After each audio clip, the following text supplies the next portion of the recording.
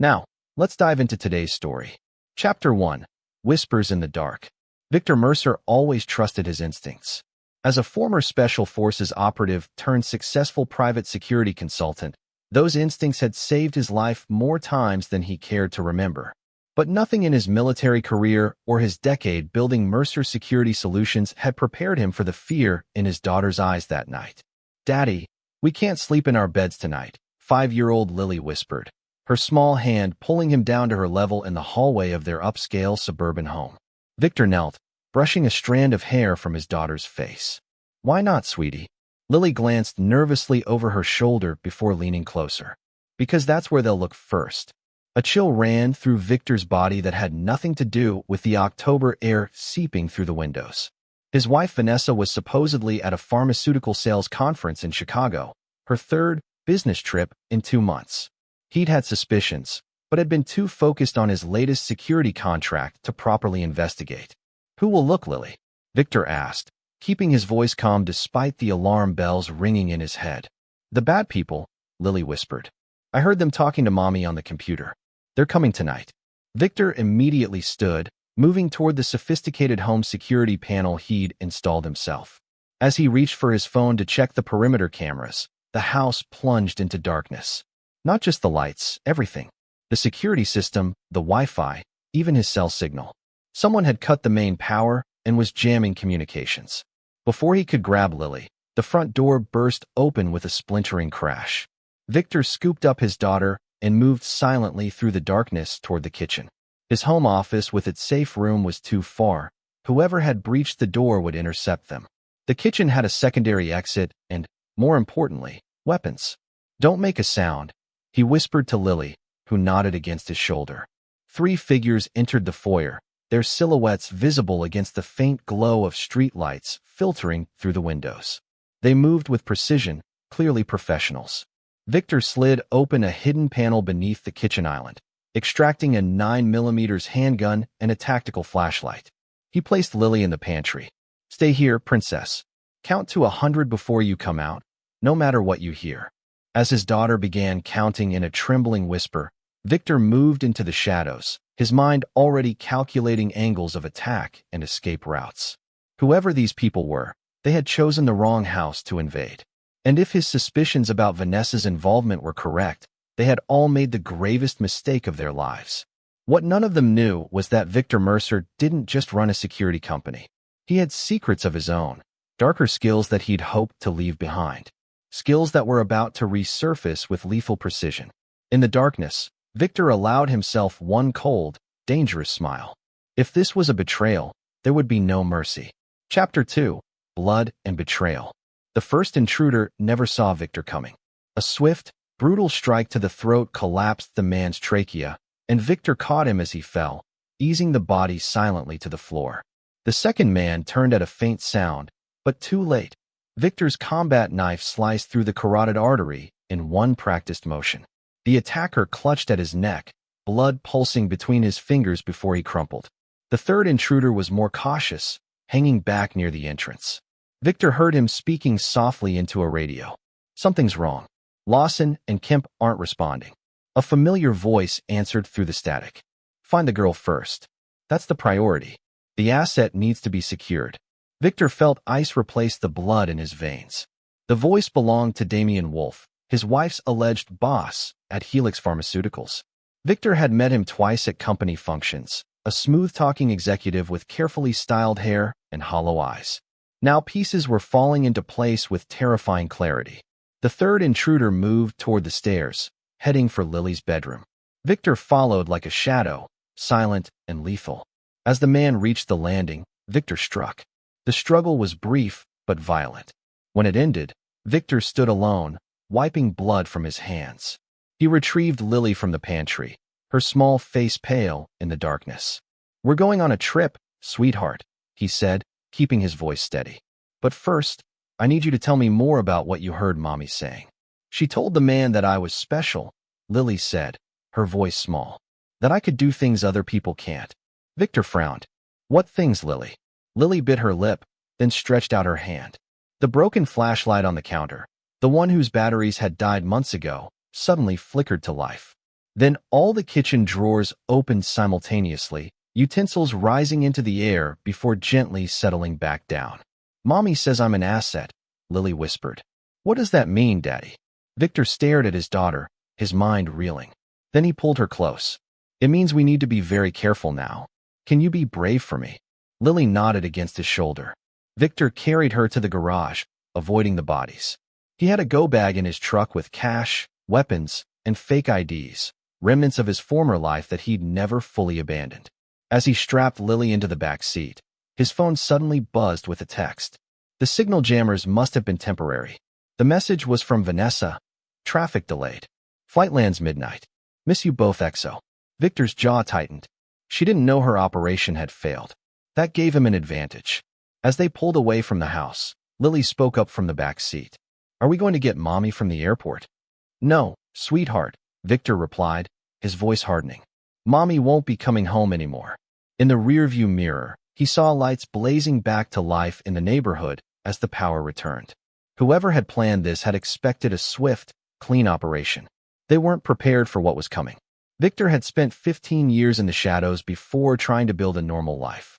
Now that life was shattered, but he wasn't defenseless. He had resources, skills, and most importantly, contacts, people who owed him favors, people who operated outside official channels. His first call was to Nikolai Petrov, a former Russian intelligence officer who now ran a network of informants from his bar in Brooklyn. "I need everything on Helix Pharmaceuticals," Victor said when Nikolai answered. "And I mean everything. Whatever they're hiding, I want it. Priority on Damian Wolf and any special research programs." "This sounds personal, my friend," Nikolai replied, concern evident in his voice. "They came for my daughter," Victor said simply. There was a moment of silence. "I'll call you back in an hour." As he drove through the night, heading for a safe house only he knew about, Victor's mind was already formulating a plan. Vanessa, Damian, Helix, they had all conspired to take his daughter. Perhaps they'd been using him all along, waiting for signs that Lily had inherited whatever genetic anomaly they were studying. By the time dawn broke, Victor Mercer had disappeared. In his place was the man he'd once been, the operative that governments had both used and feared. The man with a particular set of skills and absolutely no compunction about using them. The man who never forgave a betrayal. Chapter 3. Ghosts from the Past.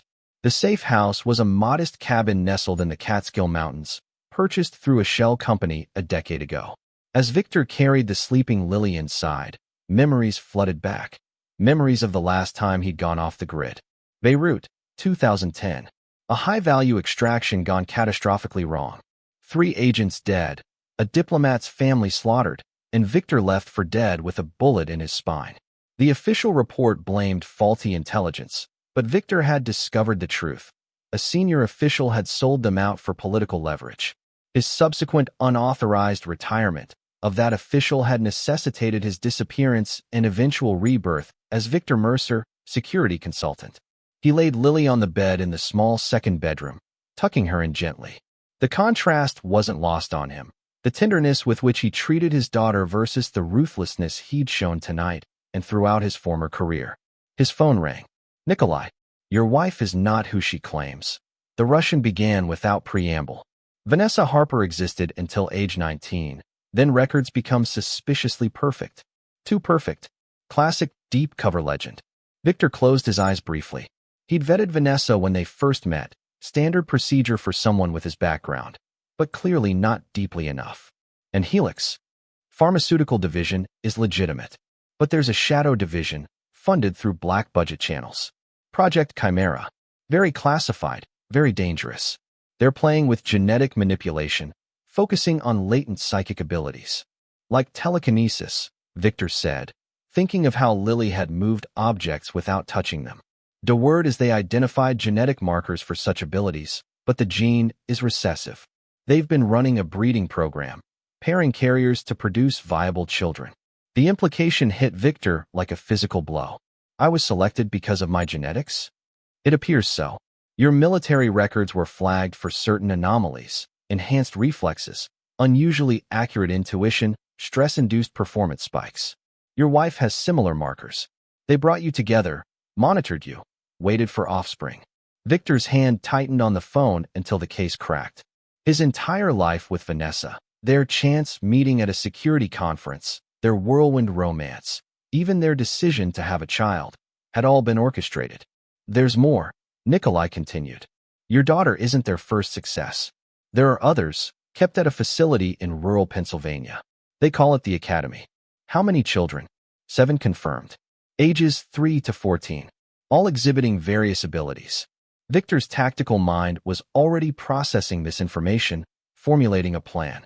I need locations, security details, and personnel files for everyone involved. And I need a secure way to transport children. There was a pause on the line. Victor, what are you planning? They took everything from me, Nikolai. My marriage was a lie. My child was an experiment. I'm going to take everything from them. The next morning, Lily found her father sitting at the kitchen table, surrounded by printouts and a disassembled sniper rifle he was methodically cleaning. Are we on vacation, Daddy? She asked, climbing onto his lap. Victor set aside the rifle barrel and hugged her. Sort of, princess. We're going to be staying here for a little while. He hesitated, then asked, Lily, has Mommy ever taken you to see other children like you? Children who can do special things. Lily nodded slowly. Sometimes when you were on business trips. We went to the special school. They made me promise not to tell you. Her eyes welled with tears. Was that bad? No, sweetheart. You did nothing wrong. He wiped away her tears. Those other children, are they happy there? Lily shook her head emphatically. They cry at night. The grown-ups are mean when they can't do the tests right. Victor's expression hardened. In that moment, his course became clear. He would destroy Helix and everyone involved in Project Chimera. He would free those children. And he would make Vanessa and Damien pay for their betrayal in ways that would haunt them until their dying breath. But first, he needed allies. People who wouldn't flinch at what needed to be done. People who lived in the same moral gray area that he once inhabited. He made a second call, this time to a woman he'd hoped never to contact again. Marianne, it's Victor. There was a long pause before the woman responded, her voice carrying a slight French accent. The official report says you died in Beirut.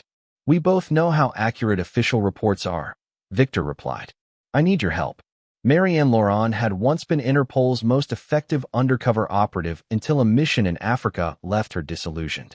Now she moved in shadows, using her skills and contacts for private clients. For you to reach out after all these years, it must be serious, she said. They're experimenting on children, my daughter included. Another pause. Tell me where to meet you. As Victor hung up, he looked at Lily, who was now drawing pictures at the kitchen table. His daughter, the product of a breeding program, yet still innocently creating crayon masterpieces of cats with rainbow fur. The anger that had been simmering inside him flared into cold, implacable fury. Vanessa's plane would have landed hours ago. By now, she'd know that her extraction team had failed.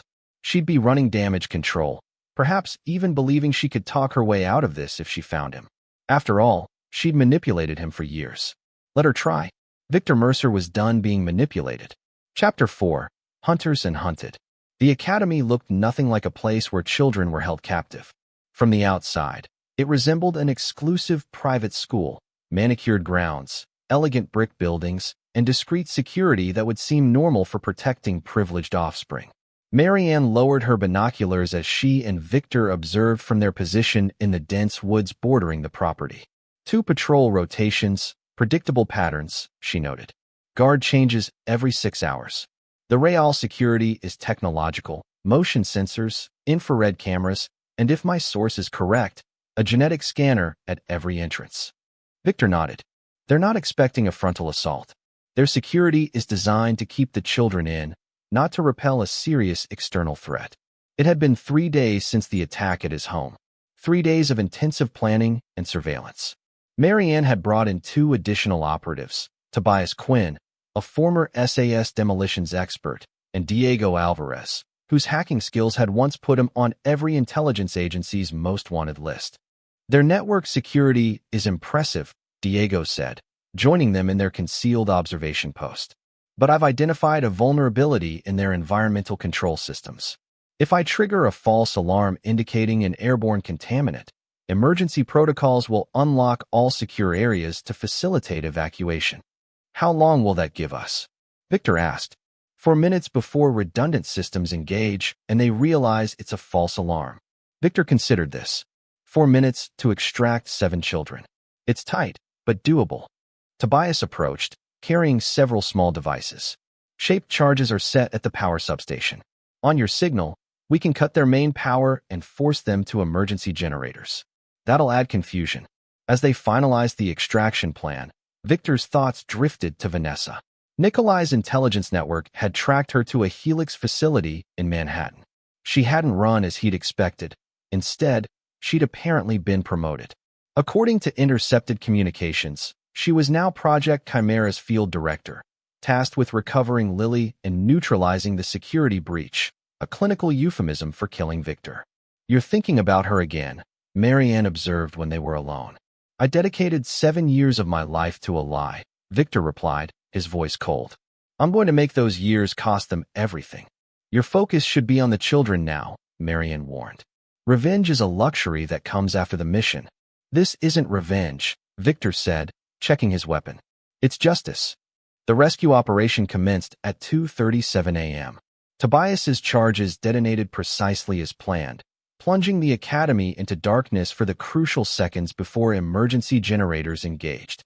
Simultaneously, Diego triggered the environmental alarm, causing evacuation protocols to activate. Victor and Marianne moved through the facility with practiced efficiency, following the building schematics that Nikolai's sources had provided. They encountered 3 guards, who were swiftly and silently neutralized. The children were housed in what the facility called observation dormitories, sterile rooms with hospital-style beds and monitoring equipment. The youngest children were terrified, but the older ones seemed to have been expecting them. "Lily sent you," said a solemn-faced boy of about 12. "She showed us in our dreams." Victor didn't have time to process this information. "Can all of you walk?" The boy nodded. "Except for Maya. Her treatments make her too weak." Victor lifted the frail 3-year-old, noting with mounting fury the needle marks on her thin arms. Marianne organized the other children into a single file. "Follow me exactly," she instructed. "We're taking you somewhere safe." Their exit route took them through the facility's basement and into an unused maintenance tunnel, a vulnerability that Diego had identified in the building plans. They emerged half a mile away, where Tobias waited with a modified school bus. As they drove away, Victor looked at the children, 7 souls who had known nothing but exploitation and fear. Their rescue was just the beginning. The evidence they collected from the Academy's servers would expose the illegal experimentation, but Victor knew the true architects of Project Chimera would try to distance themselves and continue elsewhere, unless he stopped them permanently. While Marianne and Tobias transported the children to a secure location, a repurposed summer camp owned by one of Nikolai's associates, Victor and Diego headed to Manhattan. It was time to confront the woman who had pretended to be his wife for 7 years. The Helix Pharmaceuticals headquarters occupied a gleaming tower in Midtown. Security was tight but not impenetrable, especially with the inside knowledge Victor possessed from years of hearing Vanessa's stories about her workplace. As he walked through the lobby in a perfectly tailored suit, security badge clipped to his pocket, courtesy of Diego's counterfeiting skills, Victor reflected on the irony. Vanessa had always complained that he never showed interest in her work. Now he was taking a very personal interest. The executive elevator required a biometric scan, but Diego had a solution for that too. A special adhesive film applied to Victor's thumb that replicated the fingerprint of a Helix board member who was currently on vacation in Bali. Victor stepped off on the 44th floor, where Project Chimera maintained its administrative offices behind the innocuous facade of Advanced Research Division. The receptionist looked up with a practiced smile that froze when she recognized him. "Mr. Mercer, you can't." Victor moved past her without breaking stride. Security alarms began to sound, but he was already at Vanessa's office door. He pushed it open to find her standing by the window, as though she'd been expecting him. "Hello, Victor," she said, turning to face him with remarkable composure. "I was wondering when you'd come." In that moment, looking at the woman he'd once loved, Victor felt nothing but cold determination. The time for confrontation had arrived, and he would have answers before this day ended, one way or another. Chapter 5. The Truth Beneath the Lies. 7 years, Victor said, closing the door behind him. Was any of it real? Vanessa's expression remained neutral, professional. She'd transformed from the loving wife he thought he knew into someone else entirely, a stranger wearing a familiar face. Project objectives were real, she replied. The children are mankind's future, Victor. Lily especially. Her genetic combination is unique. Your intuitive capabilities combined with my empathic processing. She's the culmination of decades of research. She's a 5-year-old girl, Victor countered, his voice dangerously calm. My daughter. Our daughter, Vanessa corrected.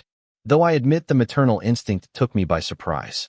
It wasn't supposed to form so strongly. For a moment, something like regret flickered across her face. Where is she? Safe. Far from you and Helix. Security would be converging on the office soon. Victor knew he had limited time, but he needed answers. How long has Project Chimera existed? Since the Cold War, Vanessa said. Soviet experiments demonstrated that psychic abilities were genetically inherited. We've refined the process, identifying specific genetic markers and selectively pairing carriers. You played matchmaker for potential parents, Victor said with disgust. How many families have you infiltrated and destroyed? We created those families, Vanessa countered. And we've advanced human evolution. The children's abilities will revolutionize everything. Communication, medicine, defense. They're not victims, Victor. They're pioneers. A security alert flashed on Vanessa's computer. She glanced at it, then back at Victor. You've been busy. The academy breach was impressive, but futile. We have other facilities, contingency plans. The program will continue. Not if I release everything I've found, Victor said, placing a flash drive on her desk. Experimental protocols. Financial transactions. The names of every board member and government official involved. One button, and it all goes public. For the first time, uncertainty crossed Vanessa's face. You would destroy the project that created your daughter? I'm protecting my daughter from the project. There's a difference. Vanessa moved toward her desk, but Victor was faster. His hand closed around her wrist before she could reach the panic button concealed beneath the edge. Don't, he warned. Their eyes met, and for a moment, a complex mixture of emotions passed between them. Betrayal, anger, and something else. Something unresolved. I did love you, Vanessa said quietly. That wasn't in the protocols. But it didn't stop you, Victor replied. Before she could respond, the office door burst open. Security personnel flooded in, weapons drawn. Leading them was Damien Wolf, his handsome face tight with fury. Restrain him, Damien ordered. Victor had anticipated this. As the guards moved forward, he triggered the device in his pocket. Throughout the building, fire alarms blared and sprinkler systems activated. Diego's handiwork, creating chaos from a remote location. In the momentary confusion, Victor moved with lethal efficiency. 2 guards went down before they could react. A third managed to fire his weapon, the bullet grazing Victor's arm before Victor disarmed him with a precision strike to the wrist. Damien backed away, drawing his own weapon. You have no idea what you're interfering with, Mercer. This goes beyond Helix, beyond any corporation. The program has national security implications. It's child exploitation with a patriotic veneer, Victor countered, advancing toward him. Damien fired, but Victor had already anticipated the shot, moving aside with preternatural quickness. The bullet shattered the window behind him.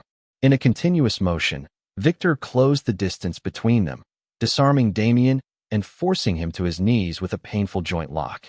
The files, Victor said to Vanessa. All of them. Now, with armed guards disabled and her superior neutralized, Vanessa made a calculation. She moved to her computer and began transferring files to Victor's drive. This won't end here, she warned. Even with this evidence, there are people who will protect the program. People in positions you can't touch. I've spent my career touching the untouchable, Victor replied. Transfer complete? She nodded. Victor released Damien, shoving him toward the broken window. Damien caught himself on the edge, looking back with a mixture of fear and hatred. She used you too, Victor told him. Did you know she was planning to replace you?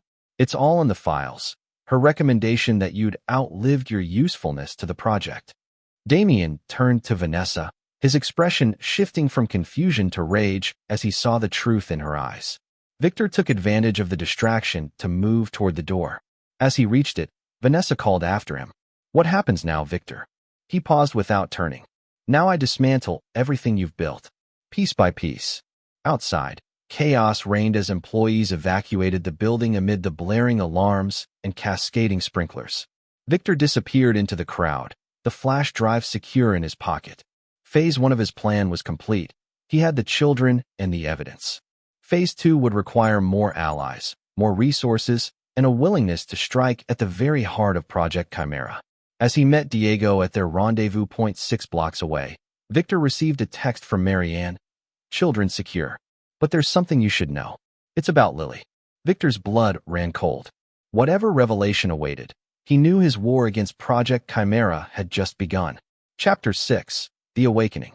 The lakeside compound where Marianne had taken the children was remote enough to be secure, but comfortable enough to help them adjust to freedom. When Victor arrived after his confrontation with Vanessa, he found Lily sitting cross-legged on the dock, apparently deep in conversation with the other children, though none of them were speaking aloud. "They've been like this for hours," Marianne said, watching from the porch. "Communicating telepathically. Lily seems to be their focal point." Victor observed his daughter. The child he thought he knew, now revealed as something more complex. "Has she said anything about what happened at our house? About the men who came? She says she knew they were coming 2 days before it happened. She saw it in her dreams." Marianne hesitated. "Victor, these children aren't just displaying minor telekinetic abilities. Their powers are growing exponentially now that they're together." As if to illustrate her point, the lake water before the children began to rise, forming intricate patterns in the air before gently splashing back down. "The files you recovered from Helix detail what they were trying to achieve," Marianne continued. "Generation 0, the original test subjects from the Cold War era, showed minimal abilities. Project Chimera has been selectively breeding for stronger expressions with each generation. These children represent Generation 3. Lily is the first of what they hoped would be Generation 4. Victor's jaw tightened. Meaning they expected her potential to far exceed the others. That's why they were so desperate to reclaim her. The children on the dock suddenly turned as one to look at Victor, as though they'd heard his thoughts. Lily stood and ran to him, wrapping her arms around his legs. "Daddy, we need to hide better," she said urgently. "They're looking for us with the special machine. The one that finds people like us." Victor knelt to her level. "What machine, sweetheart?" "The hunting machine. It feels like spiders in your head when it finds you." She looked at him with eyes too old for her face. "We need to go underground." A chill ran through Victor. He looked to Marianne, who nodded grimly. "The files mention a tracking system called Arachne," she confirmed. "It detects the unique brainwave patterns of psychically gifted individuals. Range is limited, but they've deployed mobile units." Victor made a quick decision. Prepare to move everyone to the secondary location, the old mining complex. Tobias, who had been monitoring security from inside the main house, jogged over to them. "We may have a more immediate problem." Perimeter sensors picked up helicopter activity 10 miles out, approaching fast. Victor's military training took over. "How many children can travel in your vehicle?" "5 with proper seating," Tobias replied. "Take the 5 youngest now, including Lily. Marianne and I will follow with the 2 oldest. Diego, transmit the false trail we prepared, then meet us at the rendezvous." As they mobilized, the oldest boy, Andrew, age 14, approached Victor. "They're coming with tranquilizers. They don't want to hurt us, just take us back." "How do you know that?" Victor asked. "I can see what they're planning," Andrew replied simply. "Like watching a movie of something that hasn't happened yet." Victor processed this new information rapidly. "Can you see if they'll succeed?" Andrew shook his head. "It changes when people make decisions. Right now, there are many paths." "Then let's make sure we choose the right one," Victor said, leading the boy toward the vehicles. The escape proved more challenging than anticipated. 2 Helix security helicopters intercepted them on the mountain road, forcing them to separate. Tobias continued with the younger children while Victor, Marianne, and the 2 teenagers took an off-road route through dense forest. "We need to create a distraction," Marianne said as they abandoned their vehicle and continued on foot. The sound of helicopters grew louder. Andrew exchanged a look with the teenage girl, Sophie. "We can help," he said, "but it might be dangerous." Before Victor could question this, both teenagers closed their eyes in concentration. The clear autumn sky suddenly darkened as clouds formed with unnatural speed directly above the helicopters. Lightning flashed, striking perilously close to the aircraft, forcing them to veer away. The teenagers opened their eyes, blood trickling from their noses. Weather manipulation, Sophie explained weakly. It's harder than moving small objects. Victor helped support Andrew, who had gone pale with the effort. Save your strength. We need to reach the mining complex. The old copper mine had been converted into a secure facility during the Cold War and later abandoned. Nikolai had acquired it through one of his shell companies, refurbishing the living quarters while maintaining its security features, including significant electromagnetic shielding that might block Arachne's detection capabilities. When they finally arrived, they found Tobias had successfully delivered the younger children. Diego arrived an hour later with concerning news. Helix is mobilizing like never before, he reported. They've got private military contractors on retainer, and they've activated all of them. Whatever's on that flash drive has them terrified of exposure. Victor connected the drive to Diego's secure laptop. As they reviewed the files, the true scope of Project Chimera became clear. It wasn't just a corporate research initiative. It had ties to classified government programs, foreign intelligence agencies, and private military operations spanning decades. They've been planning for theoretical applications of psychic abilities to intelligence gathering, remote assassination, even mass psychological influence, Marianne said, scanning through documents. These children represent the culmination of those plans. Victor looked through the glass observation window to where the children were resting. Lily sat in the center of the group, seemingly telling a story that had the others captivated. We can't just hide forever, he said finally. Even if we evade them now, these children deserve more than a life on the run. What are you suggesting? Tobias asked. We take down Project Chimera completely. Not just expose it, dismantle it. Remove everyone who could ever restart it. That's a declaration of war against some very powerful people, Marian warned. They declared war when they came for my daughter, Victor replied. Now they'll learn what that really means.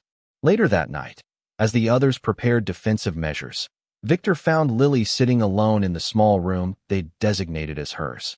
Can't sleep, princess? He asked gently. She looked up at him with serious eyes. Mommy is coming. Victor tensed. How do you know? I can feel her getting closer. Lily hesitated. She misses us. But she's afraid too. Afraid of what? The bad man. The one who really runs everything. Lily closed her eyes. I can see him in her thoughts. He has a scar here. She traced a line from her left temple to her jaw. And he wants to put all of us in cages in a big white room. Victor committed this description to memory. It didn't match Damien or anyone else he'd encountered at Helix. Lily, I need you to tell me something important. If Mommy comes here, what does she want? Lily's expression became troubled. She wants you to help her stop the bad man. But she doesn't know if you'll believe her. She looked directly at her father. Will you, Daddy? Victor studied his daughter, wondering how much of this was genuine insight and how much was a child's wishful thinking about her mother. Either way, it seemed Vanessa was on her way, and with her would come the reckoning that had been building since that night when Lily first whispered her warning. We'll see, princess, he said finally. We'll see. Chapter 7, Broken Trust. The mining complex's security system alerted them to an approaching vehicle at 3:17 a.m. A single SUV navigating the treacherous access road with its lights off. One occupant, Diego confirmed, monitoring the thermal imaging. Female, based on body size. Unarmed from what I can detect. It's a trap, Tobias said flatly. No way Helix sends her alone. Victor agreed, but something about this approach didn't fit their usual tactics. Keep everyone on high alert. I'll meet her at the external checkpoint. The reinforced outbuilding stood 50 yards from the main entrance, connected by an underground passage that could be sealed from inside. If this was indeed a trap, they could contain the threat without exposing the children. Victor waited in darkness, weapon ready, as the SUV came to a stop. Vanessa emerged slowly, hands raised to show she was unarmed. Her elegant business attire had been replaced by practical tactical clothing, her hair pulled back severely. I came alone, she called out. You need to hear what I have to say. Last time I trusted you, armed men broke into my home to abduct our daughter, Victor replied coldly. I didn't authorize that operation, Vanessa insisted. Things have changed since you stole those files. Enlighten me. Vanessa took a cautious step forward. The files you took exposed Operation Delphi, the military application of the children's abilities. When you compromised Project Chimera, you triggered contingency protocols. Director Coleman is moving all remaining assets to a black site. He's abandoning Helix entirely. Director Coleman, Victor repeated. The man with the scar? Surprise flickered across Vanessa's face. Yes. How did you? She stopped herself. Lily. She's developing remote viewing capabilities too. Who is he really? Former Defense Intelligence Agency. Now he officially doesn't exist. The project was his brainchild from the beginning, stretching back to experiments conducted on prisoners in the 1970s. I only learned the full scope recently when I was promoted to field director. Victor studied her carefully, looking for tells of deception. Why are you here, Vanessa? The truth. Because Coleman plans to terminate the current subjects and start fresh at the black site. Her voice cracked slightly. All subjects, Victor, including Lily. The cold fury that had become Victor's constant companion flared hotter. And you expect me to believe you suddenly developed a conscience? After 7 years of lies. I lied about why I married you, Vanessa acknowledged. Not about how I came to feel. And I never intended for Lily to be harmed. The project was supposed to nurture the children's abilities, not exploit them for military applications. Coleman hid that part from most of us until recently. Convenient timing for your crisis of conscience, Victor observed. Believe what you want about me, Vanessa said, her composure slipping. But Coleman is moving the remaining 3 children tonight. Once they're in the black site, they'll disappear forever. If you want to save them and ensure Lily's safety, we need to act now. Victor maintained his impassive expression, but internally, he was calculating rapidly. If Vanessa was telling the truth, those children needed immediate help. If she was lying, this could be an elaborate trap to locate Lily and the others. How did you find us? He asked. I didn't. Not exactly. Vanessa hesitated. I've been experiencing connections. With Lily. Dreams where she shows me things. Places. Feelings. She looked away. The scientists would say it's a sympathetic psychic bond between genetically linked subjects. I think it's simpler than that. She's my daughter, reaching out to me. Victor remembered what Lily had said. Mommy is coming. Had she somehow called to Vanessa? If I let you in, Victor said, you surrender any weapons, communications devices, and submit to restraints. You'll speak to Lily only with my permission and only under supervision. Agreed, Vanessa said without hesitation. After thorough security protocols, including a scan for tracking implants, Victor brought Vanessa into the facility's main conference room where Marianne, Tobias, and Diego waited. Vanessa provided detailed information about the black site, a repurposed missile silo in rural North Dakota, and the transfer protocols for the 3 remaining children. According to her intelligence, the move would happen within 12 hours. Even if we believe you, Marianne said, a secure military installation isn't something we can breach with our current resources. We don't need to breach it, Vanessa countered. I have clearance to access the transfer route. Coleman doesn't know I've defected yet. We intercept during transport before they reach the silo. The team debated strategies, with Victor remaining notably silent, evaluating every aspect of Vanessa's story and behavior. I want to see her, Vanessa finally said during a lull in the planning. Please. Victor nodded once, and Marianne went to fetch Lily. The reunion between mother and daughter was both heartbreaking and suspicious. Lily ran to Vanessa with pure childish joy, while Vanessa embraced her with tears streaming down her face. They spoke in hushed tones that Victor couldn't fully hear, though he caught fragments about the bad man and the other children. When Lily finally returned to her quarters, escorted by Marianne, Vanessa looked at Victor with red-rimmed eyes. She's more powerful than I realized, she said quietly. She knows things she shouldn't be able to know. About Coleman, about the black site. She took a shaky breath. Victor, whatever happens, whatever you believe about me, please keep her away from him. He's obsessed with 4th-generation capabilities. He'll turn her into a weapon. I intend to ensure Coleman isn't a threat to anyone ever again, Victor replied evenly. Vanessa studied him. You're planning to kill him. I'm planning to end Project Chimera permanently, whatever that requires. There are better ways, Vanessa insisted. The files you took, they contain enough evidence to expose everything. With my testimony added, We could bring this to specific senators I know are not compromised. People who would shut this down legally. Victor laughed without humor. You still believe in the system? After being part of this conspiracy for how long? 7 years with you, Vanessa admitted. 5 years before that in training. 12 years living a lie, Victor said coldly. And now you want me to trust your judgment on how to proceed. Before Vanessa could respond, Diego burst into the room. We have a problem. Andrew just collapsed. He was in some kind of trance, then started screaming about soldiers coming through the trees. Victor was already moving. Secure all entrances. Activate the emergency protocols. As alarms began to sound throughout the facility, Victor turned back to Vanessa, his expression murderous. You led them here. No, she protested, genuine fear in her eyes. I swear I came alone. I was careful. Secure her, Victor ordered Tobias, who immediately restrained Vanessa to a support beam. Victor raced to the security center where Diego was frantically working the surveillance systems. Thermal imaging shows at least 20 armed personnel approaching from the North Ridge, Diego reported. Professional formation, heavy weapons. Coleman's men. Unknown. But they're good. They avoided all our perimeter sensors somehow. Victor's mind flashed to what Lily had said about the hunting machine. Arachne, the system that could detect the unique brainwave patterns of the psychic children. Had they tracked the children here despite the facility's shielding? Prepare for immediate evacuation, Victor ordered. Plan C, get the children to the emergency exit. As Diego rushed to comply, Victor loaded a tactical rifle and prepared to defend their retreat. Whatever happened next, he knew one thing with absolute certainty. Coleman would never get his hands on these children. Not while Victor Mercer still breathed.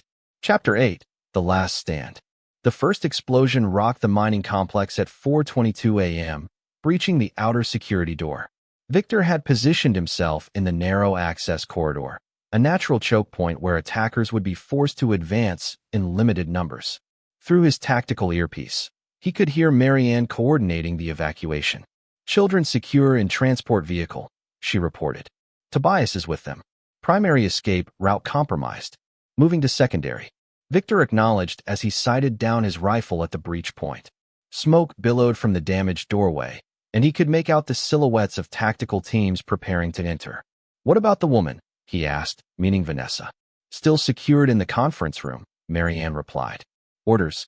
Victor hesitated. If Vanessa had deliberately led Coleman's forces to them, she deserved to be left behind. But if she was telling the truth, if she had genuinely come to help save the children, abandoning her would make him no better than the people he was fighting. Bring her, he decided. But keep her restrained and separated from Lily.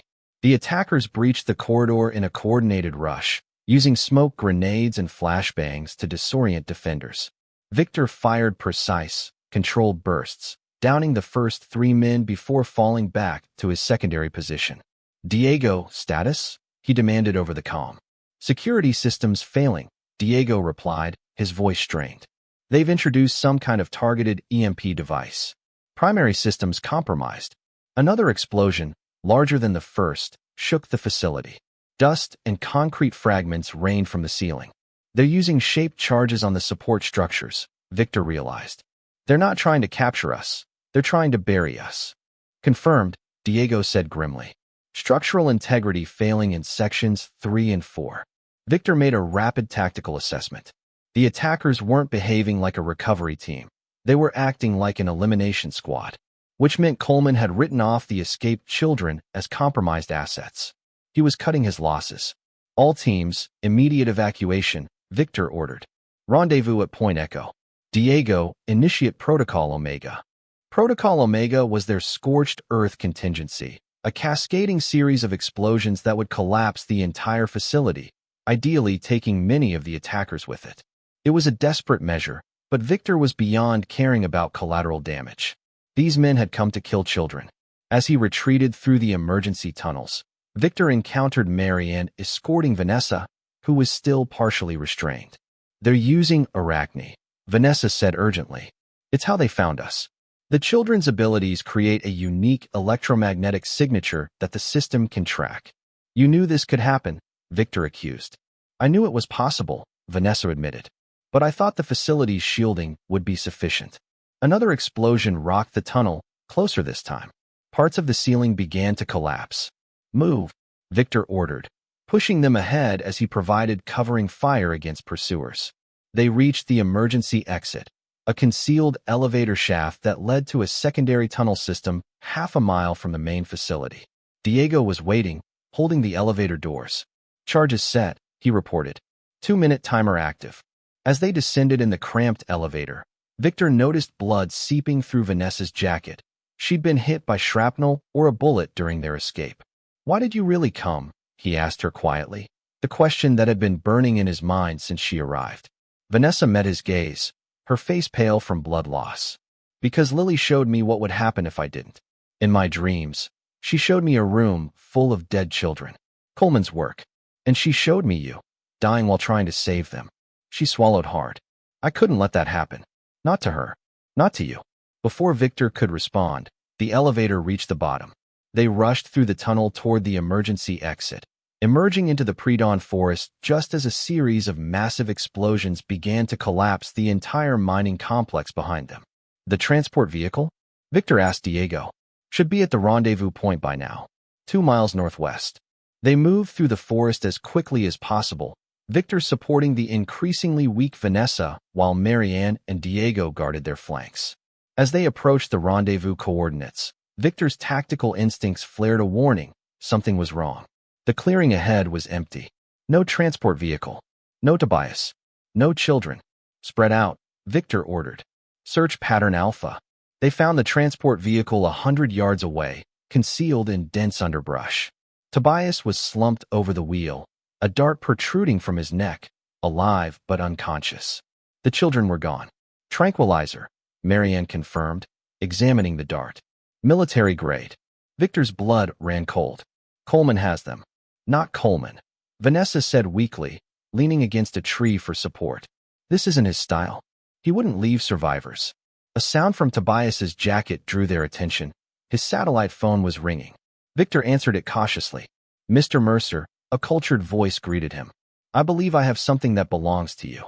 "Who is this?" Victor demanded. "Someone with mutual interests regarding Project Chimera. My associates have secured the children temporarily. They're safe, I assure you." "Your assurances mean nothing to me," Victor replied coldly. "Return my daughter now, or I will find you." "That's precisely what I'm counting on," the voice replied. "I'm sending coordinates to this device. Come alone, Mr. Mercer. We have much to discuss regarding Director Coleman and the future of these remarkable children." The line went dead, followed immediately by a text message with GPS coordinates. "It's a trap," Marianne said immediately. "Of course it's a trap," Victor agreed. "But it's also our only lead." He turned to Vanessa. Who else would have interest in the children? Who else knew about Project Chimera? Vanessa's expression was troubled. There were rumors of foreign intelligence involvement. Several nations have their own psychic research programs. They might see the children as valuable assets to acquire. Victor made his decision. "Diego, get Tobias medical attention. Marianne, take Vanessa to the secondary safe house and treat her wounds." "You can't possibly be considering going alone," Marianne protested. "I'm not asking for permission," Victor replied, checking his weapons. "Whoever this is, they've made a critical mistake in taking my daughter. Now they'll learn exactly who they're dealing with." The coordinates led to an abandoned airfield 40 miles away. As Victor approached in a vehicle he'd commandeered from a nearby town, he noted the sophisticated security measures hidden throughout the seemingly derelict property. Motion sensors disguised as debris, cameras concealed in rusted equipment. He parked openly and stepped out, hands visible but ready to reach for concealed weapons if necessary. A single figure emerged from the dilapidated control tower, an elderly man in an impeccable suit, using a silver-headed cane. "Mr. Mercer," the man called. "Thank you for coming. My name is Harold Preston. I believe we have common enemies." "Where are the children?" Victor demanded. "Safe, I assure you. Please, join me inside. There's something you need to see." Victor followed cautiously, every sense alert for ambush. Inside the control tower, the decrepit exterior gave way to a modern facility with advanced technology. On multiple screens, Victor saw live feeds of the children, including Lily, in what appeared to be a comfortable dormitory setting. They were unharmed, some even playing games. "Who are you really?" Victor asked Preston. I represent a coalition of former Project Chimera scientists and security personnel who became disillusioned with Director Coleman's methods and objectives. Preston gestured to a screen showing a man with a distinctive facial scar. Coleman wasn't always the monster he is now. The project began with genuine scientific curiosity about human potential. But when military applications became the priority, many of us objected. Those who objected too loudly disappeared. So you went underground, Victor surmised. Precisely. We've been monitoring Project Chimera from the shadows, looking for an opportunity to shut it down before Coleman could fully weaponize the children. Preston turned to Victor with surprising intensity. Then you came along and did what none of us could. You extracted the children and exposed the project's true nature. If you're so concerned about the children's welfare, why take them from me? Victor challenged. Preston sighed. Because Coleman has deployed everything at his disposal to recover them. The attack on your facility was just the beginning. He's declared open season, shoot to kill for you and all your associates. The children are to be recovered by any means necessary. Victor processed this information. And what do you want with the children? To give them a choice, Preston said simply. A real choice about their futures, without coercion or exploitation. Some may want to develop their abilities further. Others may prefer to suppress them and live normal lives. Whatever they choose, we can provide safety and resources. It sounded reasonable, too reasonable. Victor had spent his career in a world of deception. Why should I trust you? You shouldn't, Preston admitted. Not completely. But I can offer something Coleman never would, transparency. He handed Victor a tablet. This contains everything we know about Project Chimera, including Coleman's current location and security protocols for the Black Site. If you want to end this, that's where you need to strike. Victor reviewed the information, his tactical mind already formulating a plan. The data seemed legitimate, but something still bothered him. What do you get out of this? He asked Preston. The old man smiled sadly. Redemption, perhaps. I was one of the original scientists who identified the genetic markers for psychic abilities. What began as pure research became something else. Something I never intended. Before Victor could respond, an alarm sounded throughout the facility. Preston moved quickly to a control panel. We've been compromised, he announced. Coleman's forces have located us. On the security feeds, Victor saw military helicopters approaching rapidly. Within minutes, they would be surrounded. Take me to my daughter, Victor demanded. Preston led him through a series of corridors to the dormitory where the children were being gathered by staff members. Lily ran to him immediately. Daddy, the bad man is coming. Victor embraced her, quickly checking her for any signs of mistreatment and finding none. The other children looked similarly unharmed but frightened. How did they find us? Victor asked Preston. Arachne, the old man replied grimly. Its range has been extended. As long as the children are together, using their abilities, they create a signature that can be tracked. Victor made a rapid decision. You have an evacuation plan? Preston nodded. Underground tunnels leading to a secondary facility. But they'll be watching for that. Then we need a diversion. Victor looked at the children, then back at Preston. Get them out. All of them except Lily. She comes with me. What are you planning? Preston asked. Coleman wants me dead and my daughter captured. I'm going to let him think he's succeeded. Victor knelt before Lily. Remember our special game, Princess? The one where you pretend to be asleep. Lily nodded solemnly. You want me to pretend now? Yes. And I need you to do something else, something very important.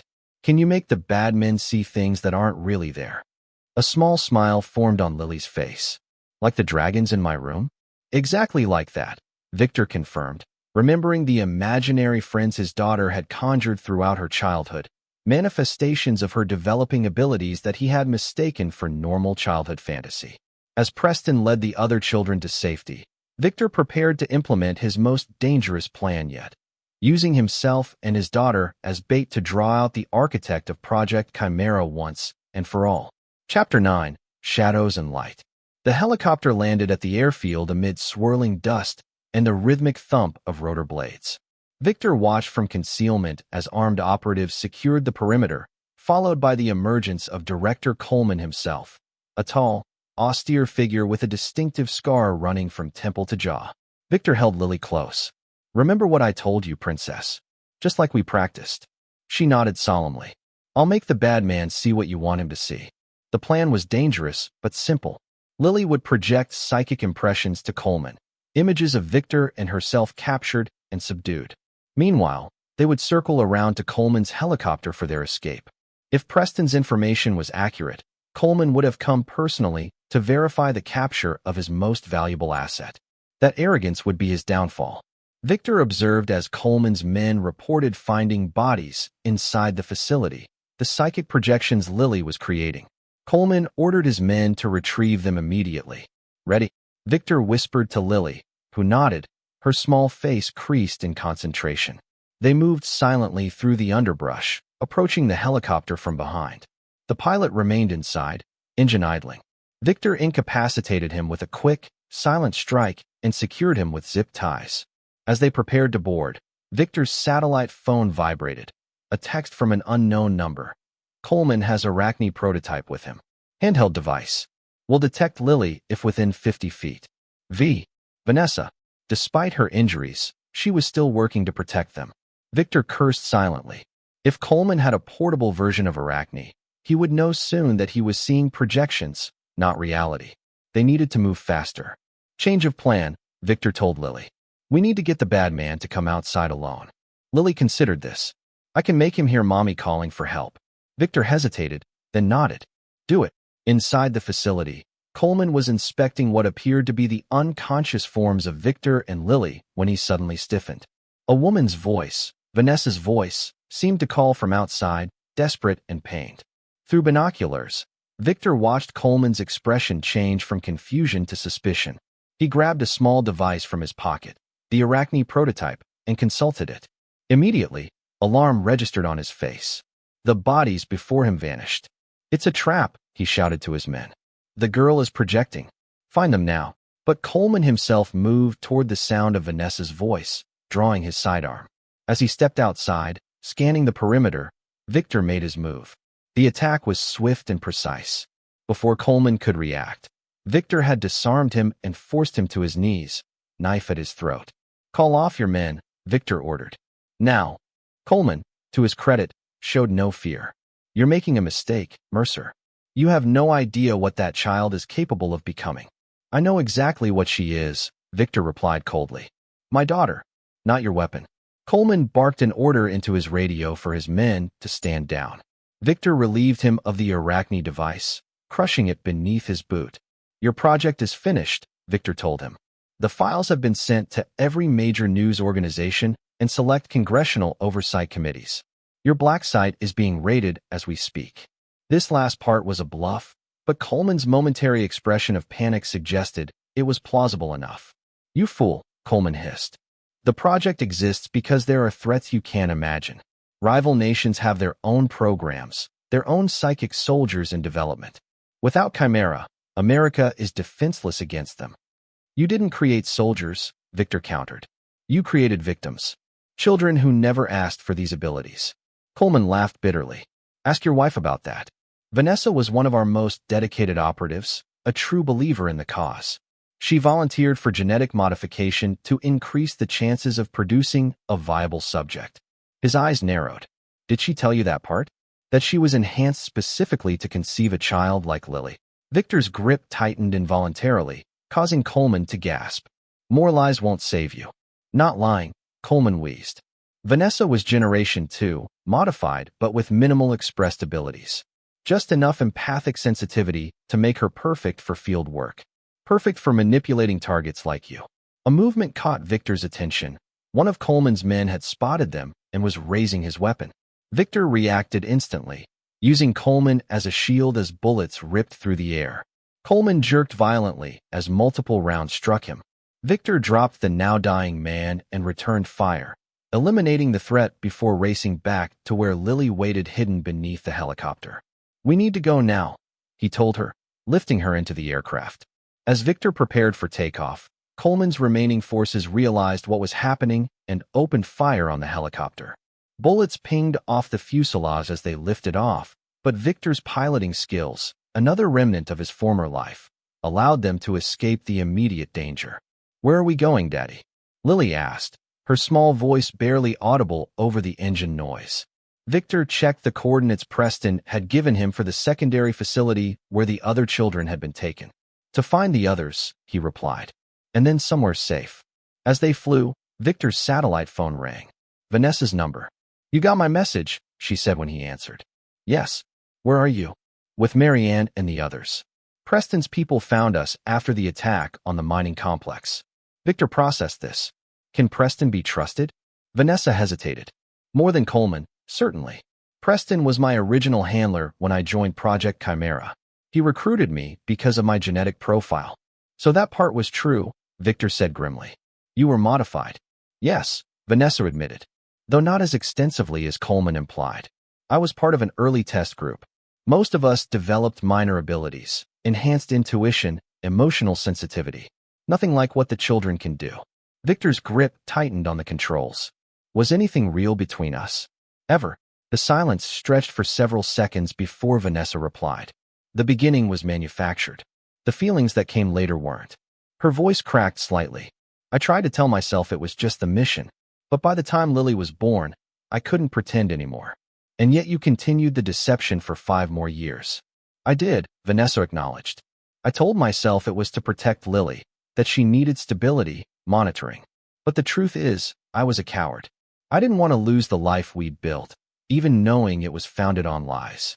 Victor glanced at Lily, who was watching the landscape below with fascination, seemingly unaware of the gravity of the conversation. Coleman is dead, he informed Vanessa. Shot by his own men. Then it's over, Vanessa said with evident relief. The project might be compromised, but the idea behind it isn't dead, Victor interrupted.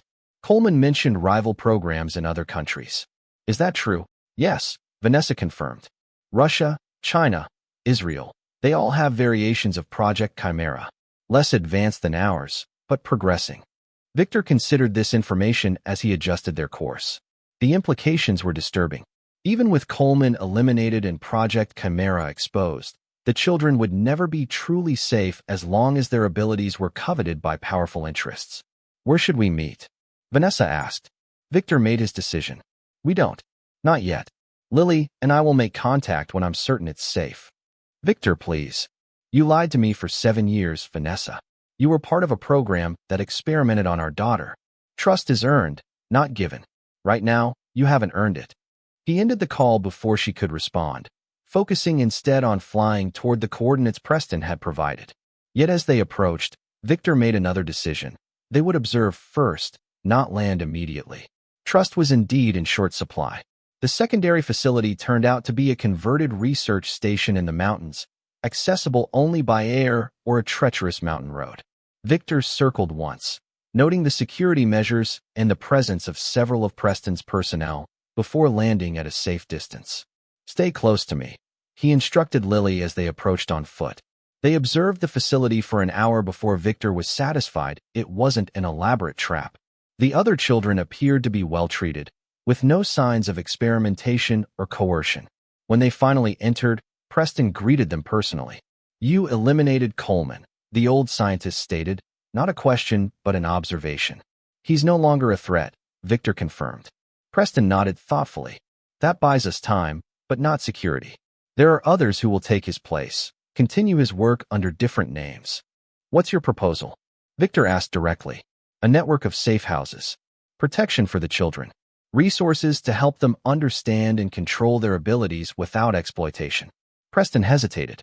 And your expertise to keep them safe from those who would use them. Victor studied the man carefully. And what do you get out of this arrangement? A chance to correct past mistakes. Preston replied with apparent sincerity. I helped create this situation. I want to make it right. It was a tempting offer. Protection for Lily and the other children, resources beyond what Victor could provide alone. But decades of operating in the shadows had taught him caution. I'll consider it, Victor said finally. But I make the security arrangements. No one knows the children's locations except me. Preston agreed, appearing relieved. And Vanessa? She has valuable knowledge about the project. Vanessa stays at arm's length, Victor stated firmly. She can provide information, but she doesn't get direct access to Lily or the others without my approval. As they finalized arrangements, Victor watched Lily reunite with the other children. They communicated in that silent, telepathic manner that still unsettled him. A constant reminder that his daughter would never have a normal childhood. But perhaps, with proper guidance, she could have a meaningful one. In the months that followed, Victor established a network of secure locations for the children, each with carefully vetted caregivers and teachers. Preston provided resources and scientific expertise to help the children understand their abilities. Marianne, Tobias, and Diego remained as part of Victor's security team, keeping watch for any attempts to resurrect Project Chimera or exploit the children. Vanessa kept her distance as instructed, providing critical intelligence about remaining Chimera operatives and rival programs. She made no attempts to force a reconciliation, respecting the boundaries Victor had established. In time, he allowed supervised visits with Lily, watching carefully for any signs of manipulation or hidden agendas. 1 year after Coleman's death, Victor met Vanessa at a neutral location, a quiet cafe in Montreal. "The Russian program has been abandoned," she informed him. "Our contacts confirmed they determined the genetic approach was too unpredictable, the results too difficult to control." Victor nodded. "And the others?" "Still active, but struggling with the same issues. Without Coleman's research, they're years behind." They sat in uncomfortable silence for several moments before Vanessa spoke again. "How is she?" "Growing. Learning to control it better." Victor's expression softened slightly. "She asks about you." Hope flickered across Vanessa's face. "And what do you tell her?" "The truth. That you made mistakes, but you're trying to make amends." Victor met her eyes directly. "That some betrayals can't be forgotten, even if they might eventually be forgiven." Vanessa accepted this with a sad nod. "And us?" "There is no us, Vanessa. There's Lily's father and Lily's mother, working together for her protection. That's all there can be." As they parted ways, Victor reflected on the journey that had begun that night when Lily had whispered her warning. His world had been shattered, rebuilt, and transformed. He had returned to the shadows he'd once tried to escape, but this time with purpose, protecting not just his daughter, but all the children like her. The sun was setting as Victor drove to his current residence, a fortified property in rural Quebec where Lily was waiting with Marianne. As he approached, he could see his daughter playing in the yard, levitating fallen leaves into complex patterns with casual gestures of her hands. She looked up as he arrived, her face brightening. With a thought, she sent the leaves swirling in a colorful tornado before letting them gently fall. "Did you see that, Daddy?" she called excitedly. "I did, Princess," he replied, embracing her. It was beautiful. In that moment, watching his extraordinary daughter, Victor Mercer knew with absolute certainty that he had made the right choice. The world of shadows had reclaimed him, but this time, he moved through those shadows not as a weapon for others, but as a shield for the innocent. And he would remain that shield, unflinching and unforgiving to any who threatened what he protected, for as long as necessary. Some betrayals could never be forgiven. Some bonds could never be broken. And some men, once awakened to their purpose, could never again be deterred from their path. The path of shadows, where Victor Mercer now walked willingly, eyes open and resolve unshaken. This is where our story comes to an end. Share your thoughts in the comments section. Thanks for your time. If you enjoy this story, please subscribe to this channel. Click on the video you see on the screen, and I will see you there.